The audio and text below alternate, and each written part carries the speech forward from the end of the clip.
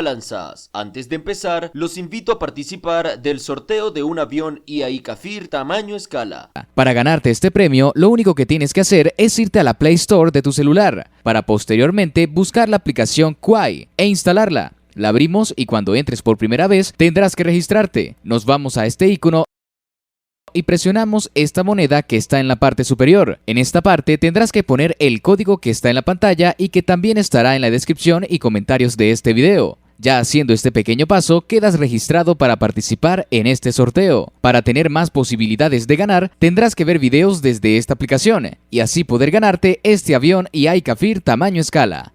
Esto sería lo único que tendrás que hacer para ganarte este premio. ¿Qué esperas para participar? Después de la disolución de la Gran Colombia en 1830, la Nueva Granada y Venezuela buscan la definición de los límites territoriales, con fundamento en el uti possidetis iure, lo que equivalía a que las fronteras serían las mismas después de la independencia de España. Después de más de 100 años de múltiples problemas de ambas partes y varios arbitrajes internacionales, finalmente el 5 de abril de 1941 se firma en la ciudad de Cúcuta un tratado sobre fronteras terrestres y navegación de los ríos comunes en presencia de los presidentes Eduardo Santos de Colombia y Eleazar López Contreras de Venezuela. En varias oportunidades, los gobiernos venezolano y colombiano han intentado infructuosamente negociar la delimitación de las áreas marinas y submarinas del Golfo. Los primeros intentos de la negociación se dieron en 1969 en Paipa, Boyacá, donde los presidentes Carlos Lleras Restrepo de Colombia y Rafael Caldera de Venezuela firmaron la declaración de Sochagota el 9 de agosto de 1969, la cual condujo al inicio de las conversaciones en 1970 y que finalizaron en Roma en 1973 sin llegar a ningún punto de arreglo. En 1975, el presidente colombiano Alfonso López Michelsen entregó en Paraguachón una propuesta al presidente venezolano Carlos Andrés Pérez, que se conoció como la hipótesis López Pérez, en la que se refería a dos aspectos de la delimitación de las áreas marinas y la explotación conjunta de las áreas submarinas. Pero la falta de apoyo del partido opositor venezolano COPEI no permitió llegar a ningún acuerdo. La crisis inicia el 9 de agosto de 1987, con el ingreso de la corbeta de la Armada de Colombia ARC Caldas en aguas que han estado en disputa entre ambos estados. Durante la mañana, la embarcación colombiana es detectada por la patrullera misilística de la Armada venezolana ARV Libertad, en coordenadas al sur del paralelo de Castilletes, zona considerada por Venezuela como fuera de toda negociación, y con rumbo al este, en dirección aproximada a la ciudad venezolana de Punto Fijo. En esta ocasión, los comandantes de ambas embarcaciones intercambiaron comunicaciones radiales invitándose a abandonar el área, cada uno reconociéndola como dentro de su jurisdicción. Durante esta situación, la corbeta colombiana habría cambiado de curso para navegar en dirección oeste, mientras era seguida por la patrullera venezolana, hasta alcanzar coordenadas justo fuera del área de patrullaje de la Armada venezolana, donde permaneció fondeada hasta la tarde de ese mismo día. Posteriormente, la corbeta colombiana procede a retirarse hacia el norte, hasta encontrarse con el submarino de la Armada colombiana ARC Tayrona, para cumplir labores de entrenamiento previamente planificadas, no sin que antes ambos comandantes vuelvan a intercambiar mensajes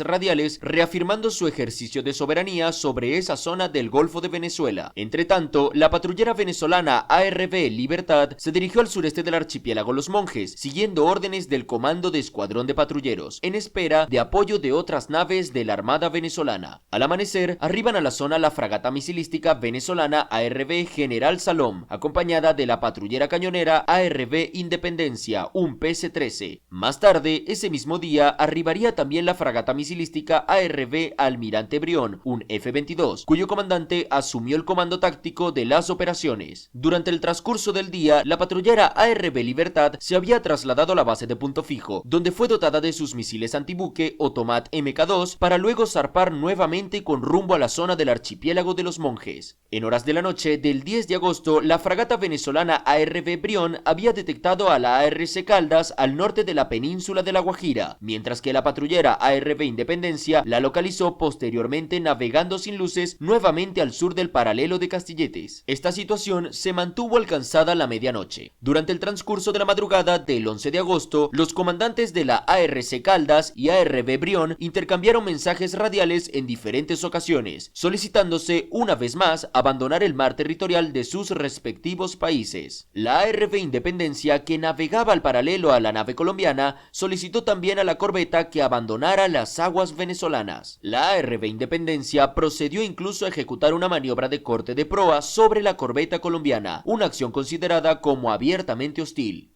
Mientras tanto, el contraalmirante Luis Pérez Arizmendi, comandante de la base naval de Punto Fijo en Venezuela, y el vicealmirante Carlos Ospina Cubillos, comandante de la Fuerza Naval del Atlántico de Colombia, se solicitan mutuamente a través de comunicaciones radiales el retiro de las embarcaciones bajo su responsabilidad de la zona en disputa. Llegado el 12 de agosto, el alto mando militar venezolano alertó a las unidades militares fronterizas al tiempo que movilizó aeronaves de la Fuerza Aérea Venezolana a la zona de operaciones en el Golfo de Venezuela. A primeras horas de la mañana, una formación de 2 aviones caza F-16 venezolanos realizó vuelos rasantes sobre la corbeta ARC Caldas. Los pilotos venezolanos observaron que los cañones de la nave colombiana no se hallaban preparados para su uso, ni existía algún otro indicio de que la tripulación se encontrara en roles de combate. Luego del sobrevuelo de los aviones, la corbeta colombiana fue seguida siempre por una fragata venezolana y una nave patrullera que se alternaba para cumplir esta tarea. Por su parte, las fuerzas militares colombianas decidieron prolongar la presencia de naves en la zona mediante órdenes a la corbeta ARC Antioquia de reabastecerse en la base naval de Cartagena y zarpar para relevar a la ARC Caldas.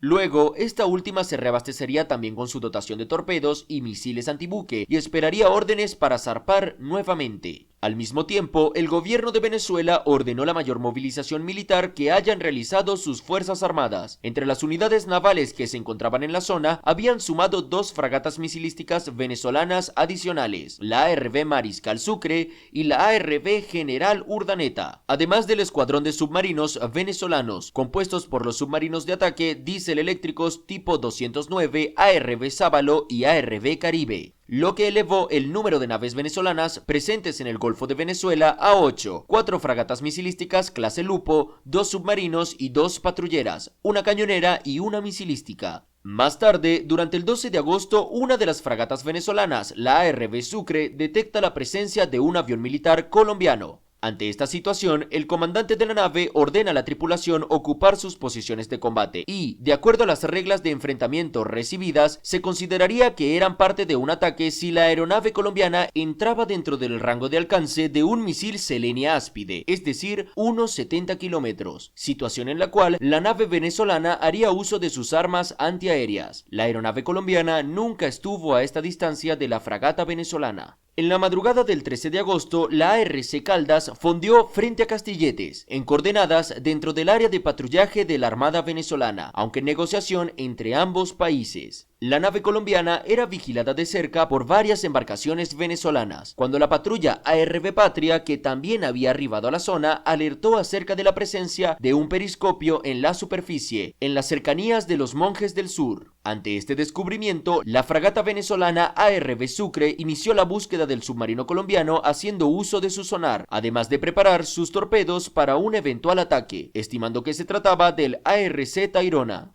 Posteriormente, la nave venezolana recibiría órdenes del Comando de la Fuerza de Tareas de no atacar al submarino, cuya persecución cesó en los límites de las aguas territoriales colombianas al noroeste.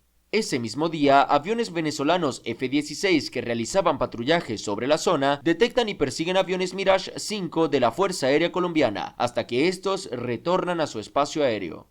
En horas de la mañana, ante la escalada de las acciones militares en la zona de conflicto y los movimientos de tropas y unidades blindadas que ya comenzaban a realizar las Fuerzas Armadas de Venezuela hacia la frontera terrestre con Colombia, el Comando General de las Fuerzas Militares de Colombia alteró las prioridades de sus hipótesis de posibles conflictos armados. Un conflicto armado con Venezuela pasó del tercer nivel de prioridad, luego de Nicaragua, a ser el más inminente escenario de guerra externa, superado solamente por el conflicto interno. Durante estos días, la fragata ARC Caldas se mantuvo en posiciones al sur de la línea de prolongación de la frontera terrestre, dentro del área de patrullaje de la Armada venezolana, pero al norte del paralelo de Castilletes. El seguimiento y vigilancia de la nave colombiana lo hacían ahora las fragatas venezolanas ARV Salom y ARV Sucre. Pero luego de haber permanecido 4 días continuos en el área, durante la noche del 15 de agosto, la corbeta ARC Caldas se dispuso a abandonar la zona para su reabastecimiento, mientras era relevada por la fragata ligera ARC Independiente.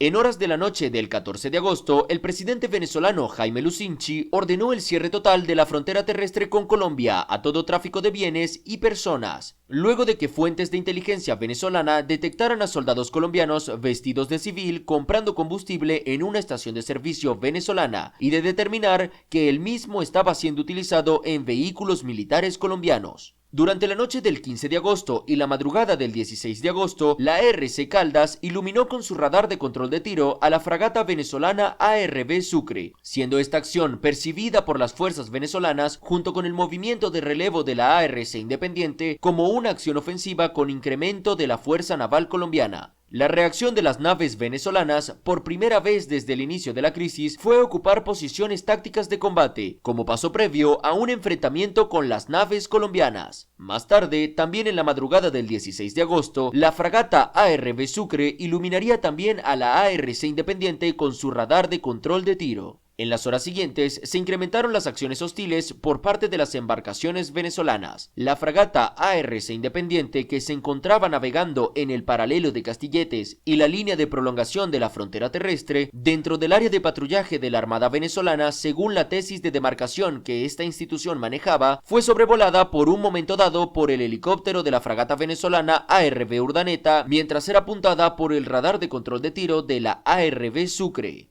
Durante este día arribó también a la zona de conflicto la patrullera misilística venezolana ARB Victoria, un PC-16, plenamente armada con sus misiles Otomat Mk2, proveniente de ejércitos conjuntos con la Armada italiana. Más tarde durante la noche, el ejército venezolano iniciaría una movilización masiva hacia la frontera con Colombia y que incluiría a grandes carros de combate desde el centro del país. En horas de la tarde, el presidente venezolano Jaime Lusinchi sostuvo en el Palacio de Miraflores varias reuniones que incluyeron a expresidentes de Venezuela, ministros y otros altos representantes del gobierno venezolano, así como a los líderes de los principales partidos políticos del país. Durante estas reuniones se informó la decisión del gobierno venezolano de transmitir a Colombia un ultimátum exigiendo el retiro de la corbeta colombiana ARC Independiente. Al final del día, el gobierno venezolano había llegado a la decisión de atacar a la corbeta colombiana, lo cual ya había sido informado a los mandos militares venezolanos.